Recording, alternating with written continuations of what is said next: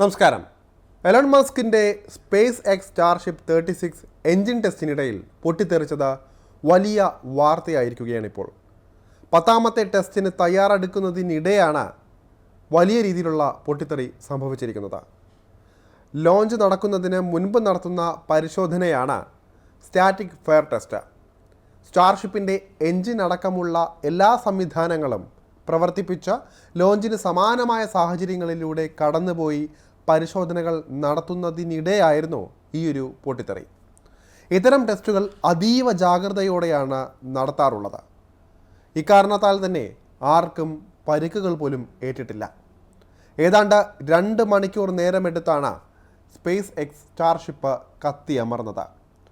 9ാമത്തെ പരീക്ഷണം മെയ് മാസത്തിൽ നടന്നപ്പോൾ ആകാശത്ത് വെച്ച് തന്നെ സ്പേസ് എക്സ് സ്റ്റാർഷിപ്പ് പൊട്ടിത്തെറിച്ചിരുന്നു. എന്താണ് യഥാർത്ഥത്തിൽ സംഭവിച്ചത്? മസ്കിനെ തൊട്ടതെല്ലാം പിഴയ്ക്കുകയാണോ? പിന്നിൽ പ്രതികാരമുണ്ടോ? ഇത്തരം ചോദ്യങ്ങൾ കൂടി ഇപ്പോൾ വരികയാണ്. ഗുരുതരമായ തകരാർ സംഭവിച്ചു എന്ന് മാത്രമാണ് സ്പേസ് എക്സിൽ നിന്ന് ലഭിക്കുന്ന വിവരം. ജൂൺ 18 ബുധനാഴ്ച രാത്രി ഏകദേശം 11 മണിയോടെ സ്റ്റാർ ബേസിലെ ടെസ്റ്റ് സ്റ്റാൻഡിൽ വെച്ച 10ാമത്തെ ഫ്ലൈറ്റ് ടെസ്റ്റിനായി തയ്യാറെടുക്കുന്ന സ്റ്റാർഷിപ്പിൽ ഗുരുതരമായ തകരാറുണ്ടായി.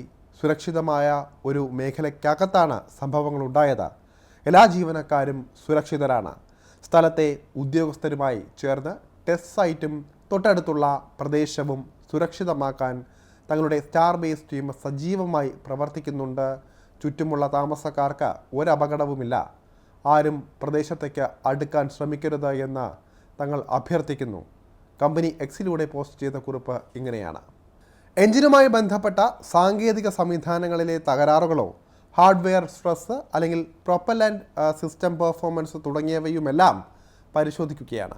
എവിടെയാണ് പിഴവ് സംഭവിച്ചത് എന്ന് കണ്ടെത്തി അടുത്ത സ്പേസ് എക്സ് ടെസ്റ്റിങ്ങിനുള്ള തയ്യാറെടുപ്പുകളിലേക്ക് നീങ്ങുന്നതായിരിക്കും കമ്പനി. പിന്നിൽ മറ്റ് കാരണങ്ങളൊന്നുമില്ല എന്നും പ്രത്യേകം എടുത്തു പറഞ്ഞിട്ടുണ്ട് അവർ. സ്ഥലവാസികളെയെല്ലാം പരിഭ്രാന്തരാക്കിയ പൊട്ടിത്തെറിയായിട്ടാണ് ഇതിനെ കണക്കാക്കുന്നത്.